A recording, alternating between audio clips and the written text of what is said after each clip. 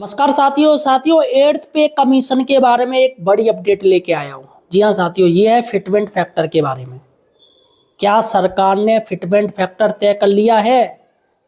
और दोस्तों, अगर फिटमेंट फैक्टर सरकार ने तय कर लिया तो वो कितना है? और सातवें वेतन आयोग जो कि चल रहा है उसमें फिटमेंट फैक्टर कितना था? और आठवें वेतन आयोग में संभावित फिटमेंट फैक्टर कितना रहेगा? आखिर किस संघ ने मांग कर दी है सरकार से कि इतना फिटमेंट फैक्टर तो हमें चाहिए ही चाहिए? तो सारी जानकारी दोस्तों आपको सिर्फ हमारे चैनल पर मिलेगी। अतः साथियों, एम्प्लॉयड हेल्पर यार चैनल को सब्सक्राइब जरूर कीजिए। देखिएगा साथियों, आपके रिलेटेड पेंशन से रिलेटेड, वेतन से रिलेटेड, ट्रांसफर से रिलेटेड, प्रमोशन से रिलेटेड सिर्फ और सिर्फ हमारे चैनल पे ही आपको जानकारी मिलेगी। तो यार चैनल को सब्सक्राइब कीजिएगा। काफ़ी लोग वीडियो देख रहे हैं लेकिन चैनल को सब्सक्राइब नहीं कर रहे हैं। भाई क्या दिक्कत है? एक सब्सक्राइब बटन दबा दीजिए बस। इससे क्या होगा, फ्यूचर में कभी आपसे रिलेटेड कोई सूचना है तो फौरन आपके पास आ जाएगी। आपको दिक्कत भी नहीं होगी, आपको जानकारी भी रहेगी। और आज के समय में आपको अपडेट तो आपको हमेशा रहना चाहिए। तो चैनल को सब्सक्राइब कीजिए। देखिएगा साथियों, मैं आपको बता दूं, एक federation of national postal organisation, इन्होंने सरकार को सुझाव दिया है और सरकार से स्ट्रिक्टली बोला है कि तमाम कर्मचारियों का, पेंशनर का इतना फिटमेंट फैक्टर आपको रखना पड़ेगा। और साथियों, अगर ये फिटमेंट फैक्टर लागू हो जाता है तो सोचिएगा आपकी जो सैलरी है वो लाखों में, एक झटके में ही लाखों में बढ़ जाएगी। ग्रेड ए से लेके ग्रेड डी तक के सभी की दोस्तों सैलरी लाखों में जाएगी। एक चपरासी की भी सैलरी दोस्तों लाख के आसपास हो जाएगी। आखिर दोस्तों किस फिटमेंट फैक्टर की बात हो रही है? और मैं आपको बेसिक पे बताऊंगा और निकाल के भी दिखाऊंगा कि इतने बेसिक पे वालों का अगर ये फिटमेंट फैक्टर लागू हो गया तो कितनी सैलरी होगी।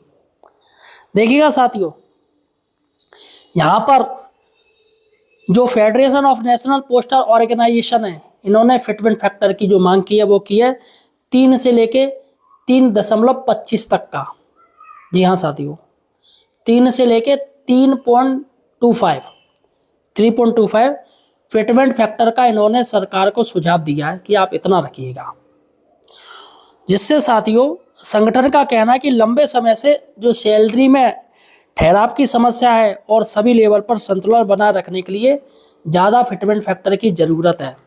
क्योंकि साथियों काफ़ी लोग कहते हैं कि हमारी सैलरी कम है, जबकि हम पुराने टीचर्स हैं या हम पुराने एम्प्लॉई हैं तो हमारी सैलरी कम है, जबकि नए वालों की ज़्यादा सैलरी है। तो इस चीज़ को समानुपात करने के लिए फिटमेंट फैक्टर इनको 3 से लेके 3.5 तक बीच रखना पड़ेगा। फिलहाल साथियों, आपको क्या लग रहा है कि सरकार कितना फिटमेंट फैक्टर रखेगी? ये मुझे कमेंट सेक्शन में जरूर बताइए। चलेगा दोस्तों, अब जैसे अगर हम बात करें कि फिटमेंट फैक्टर इतना लागू होता है तो कैसे होगा, देखिएगा। अगर आपका बेसिक पे 18,000 रुपये है, सोचिएगा हमारा बेसिक पे 18,000 रुपये, तो आपको फिटमेंट फैक्टर में मल्टीप्लाई करना है। मल्टीप्लाई करने पर दोस्तों आपका फिटमेंट फैक्टर निकल के आ जाएगा। जैसे अगर आपका फिटमेंट फैक्टर सरकार ने 2 रखा है तो 18 दूनी 36,000 रुपये आपका बेसिक पे हो जाएगा। अब आप सोच लीजिएगा आपका कितना बेसिक पे है, या आपको निकालना नहीं आ रहा है तो मुझे अपना बेसिक पे बता दीजिए, मैं आपको कमेंट सेक्शन में जाके बता दूंगा आपका कितनी सैलरी आपकी बनेगी। और यही अगर दोस्तों फैक्टर, फिटमेंट फैक्टर सरकार 3 करती है तो जिसका बेसिक पे 18,000 है, 7th पे कमीशन में 18,000 बेसिक पे अभी चल रहा है, तो 8th पे कमीशन के बाद अगर 3 फिटमेंट फैक्टर होता है तो 54,000 रुपये, 54,000 उनका बेसिक पे दोस्तों हो जाएगा। और बाकी का HRA DA मर्ज हो जाएगा, DA 0 हो जाएगा। बाकी HRA है ना, या और भी कोई आपको भत्ते मिल रहे हैं वो इसमें जोड़ दिया जाएगा। जैसे ट्रांसपोर्ट भत्ता काफ़ी लोगों को मिलता है तो TA जोड़ दिया जाएगा, और HRA आपका, इसमें HRA में भी बढ़ोतरी हो जाएगी 10 से 20% की। तो यहाँ पर साथियों सबसे बड़ी बात है कि 7वें जो वेतन आयोग अभी जो चल रहा है, आपको पता है इसमें कितना फिटमेंट फैक्टर रखा गया था 7th पे कमीशन में? तो मैं आपको बता दूं 2.57, यानी 2.5 से थोड़ा ऊपर 2.57 फिटमेंट फैक्टर रखा गया था। जिसमें दोस्तों न्यूनतम सैलरी जिनकी 7,000 रुपये थी, जिनकी बेसिक पे 7,000 थी, उनकी 18,000 रुपये हो गई थी बेसिक पे, यानी 7th पे कमीशन में। अब देखते हैं 8th पे कमीशन में क्या होगा। फिलहाल मांग तो यही हो रही है।